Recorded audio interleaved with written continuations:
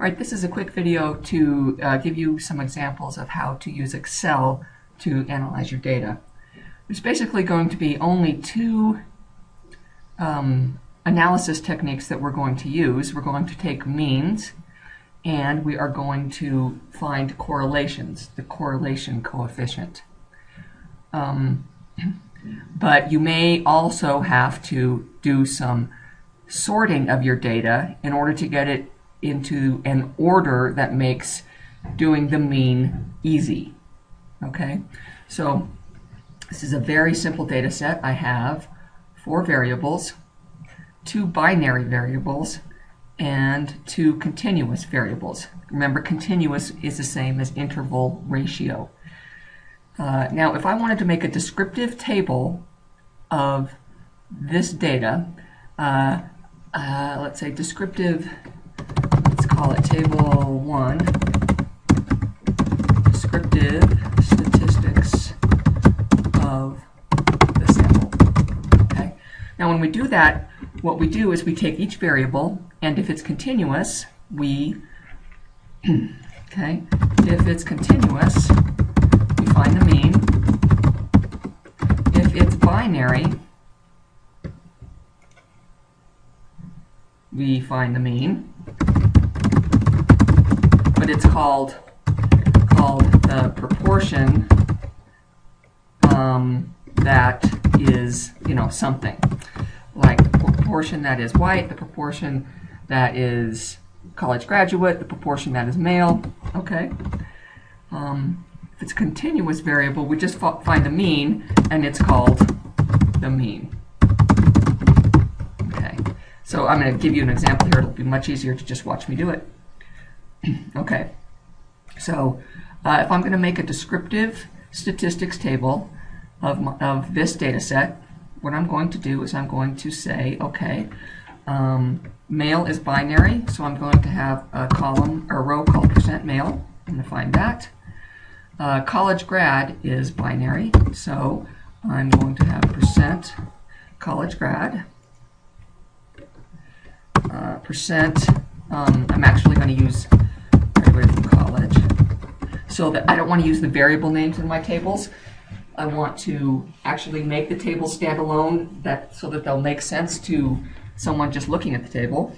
Mean age, mean income. Okay. All right, so I want to find out the percent of my data set that's male, the percent that has graduated from college, the mean age, and the mean income. This is for everybody. So your table 1, descriptive statistics, is for the entire sample, no subsetting. Okay, how do I find the % male? Well, that is just the mean of the binary variable, or the average. Okay, the thing about a binary variable, remember, is if you take the average, that gives you the proportion of the proportion of observations of that variable that equals 1. So if I take the average, I do not want to show that again. If I take the average of this variable called male, it's going to give me the proportion of all those observations, those 9 observations, that is male, okay? Or the percent that are male, okay? And this is how I do it. I'm going to put that number here. So I'm going to say equals average, and then I'm going to put parentheses, and then I'm going to highlight. See, I take my cursor and I highlight the data that I want to find the average for, and then I lift up my finger, and then I put the parentheses around the end of the range. So I have equals average, parentheses, and then the range of the data, A2 to A10, and then another parentheses. That tells me that 55%, or let's say 56% of my data are male. Okay, equals average, parentheses, parentheses. Oh, and also 56% of my data are college graduates. Notice how I called this variable college grad. You always want to call your variable, if it's a binary variable, always call the variable whatever 1 equals. 1 equals male. 1 equals having graduated from college. Okay? That way, when you get the average, you know exactly what it means. It means 56% have graduated from college. 56% are male. Okay, then we go to age. I'm going to take the average of age. It didn't work because I didn't do it right. Okay, 36.7, and the average of income, this. Now after I get done putting all the numbers in there, I got to make sure that the table makes sense and I've got the correct units and the decimals are not too long and that sort of thing. So I want to make this a percentage. I go up here, I can click on percentage. Let's make it a 1 decimal point. Percent graduate from college, I want that to be a percentage. 1 decimal point. Mean age, okay, what am I going to do with my units? Well, I want to say something like in years, so that when the reader looks at this number, they know that we're talking about years and not months or something silly like that. And I can use this button to reduce the decimals. Mean income, okay, my income variable was measured in tens of thousands, so 44.8 is going to mean 48 thousands, so I'm going to say in 10,000s.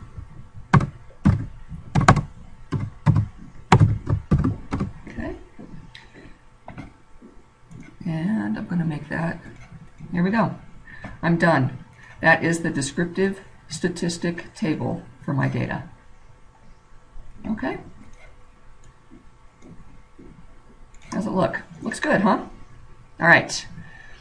Now, let's look at our data and see what we can do here. Now, what we're going to do is, if the kinds of things, analysis that we're going to do is we're going to take means of a continuous variable. So if we want to find the mean age, we'll just use the average.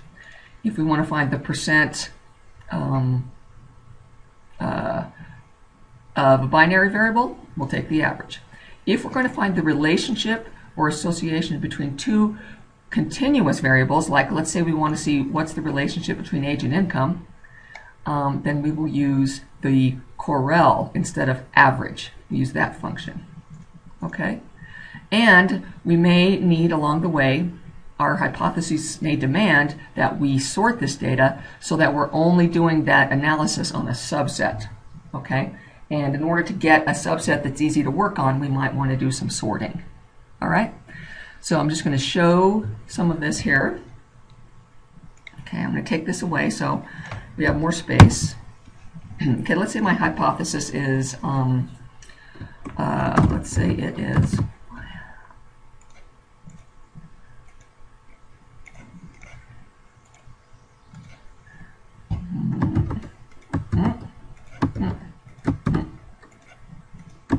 okay, let's say that my hypothesis is something like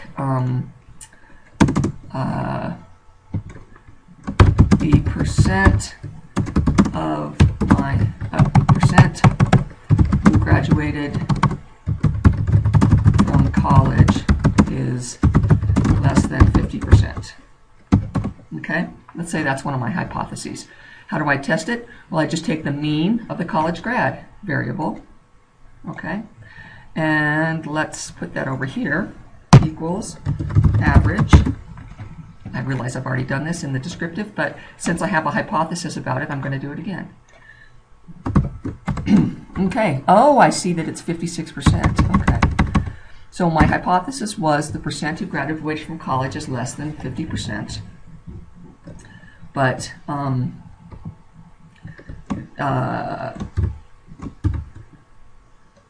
the percent who actually graduated from college is 55.6%. Therefore, my hypothesis is not supported. Always say whether your hypothesis is supported or not supported. Okay? Supported or not supported. That's the way we do that. Okay, let's say I have a hypothesis that says the older people have higher incomes than younger people. Okay? So, what are the two variables we're analyzing here? Age and income. And those are both continuous variables. So, we are going to use the correlation function. All right? And I'm just going to put it over here. Okay? So, look here. It says, first give me your first range of numbers, comma, second range. Okay, so I'm going to go, age is my first variable, and then I put the comma in, and then income is my second variable, and I close it off with the parentheses. Ooh, 0.7749, okay. The correlation coefficient that describes the association between age and income is 0.77. This indicates a positive and strong relationship.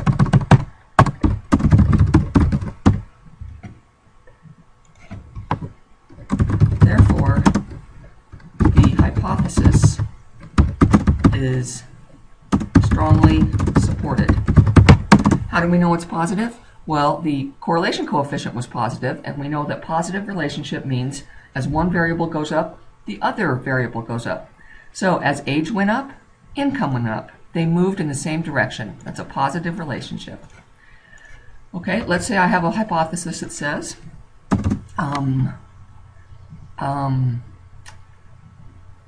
men have higher incomes than women. Have higher incomes on average than women. Okay, so what do we need? We need to take the mean of income after we've sorted our data by men and women. Okay, so we sort by the male variable, and then we find the mean of income for men and women separately. Okay, so now we got to sort. And the way that we do this is we highlight the entire block of data. The entire block. If you don't highlight the entire block, you're going to be in trouble because you're going to mess your data up. Okay, so highlight the entire block of data and then go to Data, Sort. And then right here it says Column Sort By, and you're going to put in there the column that you want the data sorted by. And remember, we just said we wanted to sort by male and then find the mean income separately for men and for women. So let's sort by male. Okay? And look what happened to our data. All the men now are blocked on, or all the women are in a block on top. All the men are in a block on the bottom. And what happened was the entire row shifted. When this data got sorted, the entire row stayed together. So this woman still has the same data. This woman still has the same row of data. This man still has the same row of data. Okay? That's why you have to highlight the entire block of data. Okay? All right, so go back to our hypothesis. Men have higher incomes on average than women. So let's go ahead and take the average for men and women separately. Okay, let's do women first. We're going to put it right in that block. We're going to say average. And then we're going to go over here, and we're only going to select we're only going to select the income. Remember that we're taking the average of income for women. So it's only these four people. Remember before when we were doing it for everybody, we'd go average, everybody. Now we just want to know for women. So we're just going to do it for these first four observations.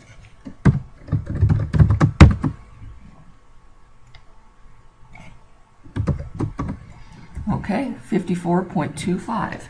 Now let's find the average income for men. And I'm going to do it for this income. These are the men, right?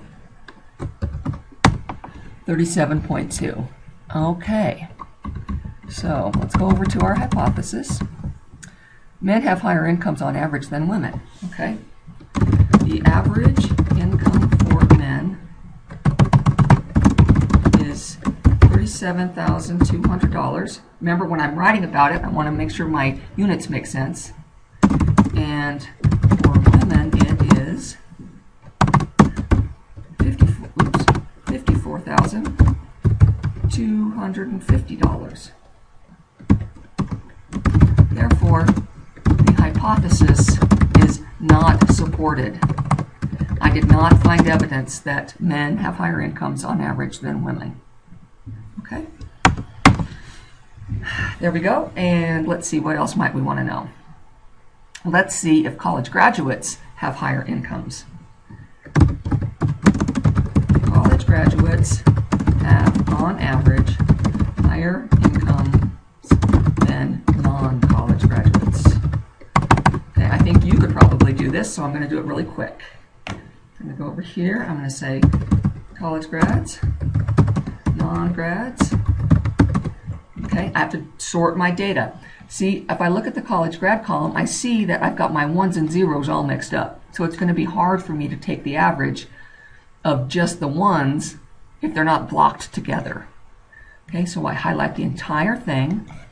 I do data, sort. I'm going to sort this time on college grad, and I'm going to press OK. Now you see I have the non-college grads first, and then the college grads second. And I want to do the average incomes. Okay, college grads. These guys, 46.2. Non-college grads,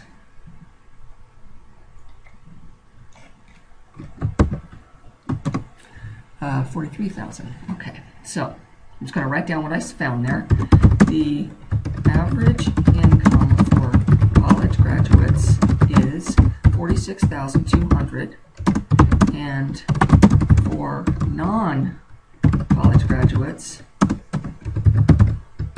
it is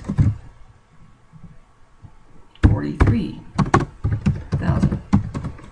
I hypothesized that college graduates would have higher incomes on average, so therefore the hypothesis is supported. Okay, so this is the kind of stuff that the data that and the kind of notes that you're going to use when you write up your final report. Okay, I'm going to do something a little bit more challenging now, because some of you may need to do it, and that is called a two-level data sort. Okay, let's say you want to, and not all of you will have to do this, so if you don't have to do it, don't pay attention because it might confuse you.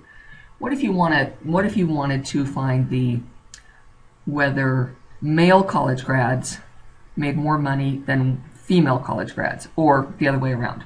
We know that women are making more, so let's say we hypothesize that women college grads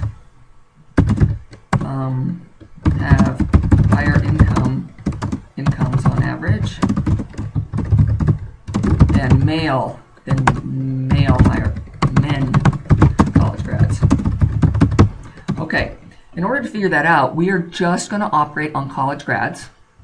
Then we're going to divide up our sample into men and women, and we'll take the mean income for men college grads and the mean income for women college grads.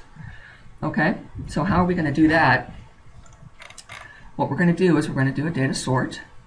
Okay, data sort. And we know that at first we want to identify just the college grads, right? So we're going to sort on college grads. But then within the college grads, we want to sort on the male variable. So we click on Add Level, Male Variable. Okay, so that's going to first sort on college grads, and then within the college grad category, it's going to sort on gender. Okay, so let's look at this.